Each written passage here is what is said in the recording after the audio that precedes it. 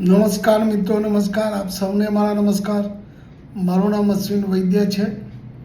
આજે હું તમને એક સરસ વસ્તુ સમજાવવા જઈ રહ્યો છું. ભગ્ગુભાઈની છે એ રચના. સમય હસાવી જાય છે, સમય રડાવી જાય છે. ડાપણ ભળેલા સૌને સમય ભણાવી જાય છે. ધૂમ ધકતા તાપમાં શીતળતા પણ દોહલી, સમય બદલાય ત્યારે વાદળી વરસી જાય છે. જુઓ, કુદરતના ક્રમને દિવસ પછી રાત છે. સમજણ વિનાનો માનવી એમાં અટવાઈ જાય છે. ભલે ભૂલો આ જગતને, સમયને ભૂલશો નહીં. કાળ બનીને આવે ત્યારે બધું સમજાવી જાય છે. જીવનના ઉદ્યાનમાં ફૂલો ખીલીને કરમાય છે. વસંત વિહાર પછી પાનખર આવી જાય છે.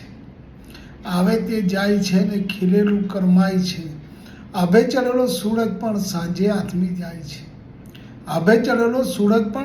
આથમી જાય છે.